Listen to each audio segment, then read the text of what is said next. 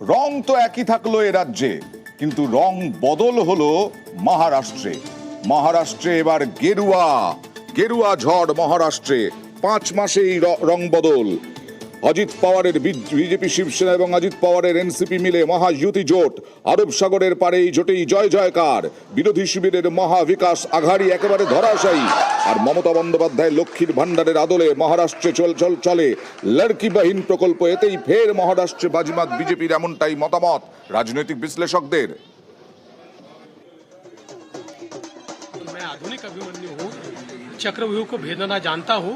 हमने चक्रव्यूह को भेदा है और ये कोई मैं पहले भी कह रहा हूँ, वापस कह रहा हूँ, इस विजय में मेरा बहुत छोटा उसमें मैं समझता हूँ कि सहभाग है।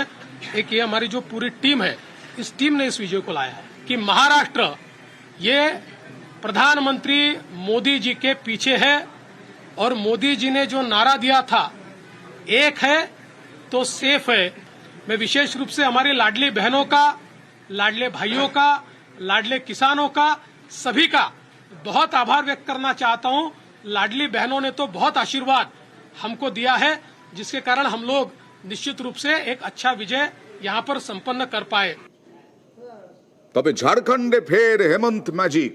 হেমন্ত সোরেনের দল একেবারে বিপুলভাবে জয়লাভ করলো। হেমন্ত সোরেনকেই জেলে পাঠিয়েছিল মোদী সরকার, এরকমটাই অভিযোগ বারবার বিরোধীরা করে এসেছে। দ্বিতীয়বারের জন্য ক্ষমতায় ফিরছে ইন্ডিয়া। ঝাড়খণ্ডে 81-র মধ্যে 56 আসনে জয় ঝাড়খণ্ড মুক্তি মোর্চা জোটের। ভোটের আগে দুর্নীতি মামলায় জেলে গিয়েছিলেন হেমন্ত সোরেন। দীর্ঘদিন রাজনীতির বাইরে ছিলেন।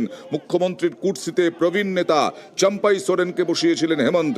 যদিও চম্পাই তারপরে দল ছাড়েন, বিজেপিতে যোগ দেন। চম্পাই সোরেনকে দলের মুখ করেও বাজিমাত করতে পারেনি বিজেপি। তাদের দখলে 24টি আসন। जो इंडिया गठबंधन का प्रदर्शन रहा है वो बहुत बेहतर रहा है। 56 प्रत्याशी हम लोगों के जीते हैं। 24 एनडीए गठबंधन के लोगों ने जीत हासिल की है, जो लगभग 2/3 के बराबर हम लोगों के हिस्से में आता है। अबुआ सरकार का एक इतिहास झारखंड में गढ़ने जा रहा है। আর অভিষেকেই বাজিমাত প্রিয়াঙ্কা গান্ধীর। রাহুল গান্ধী লোকসভায় জিতেছিলেন 2টো আসনেই, 1টি আসন ছেড়েছিলেন ওয়েনার।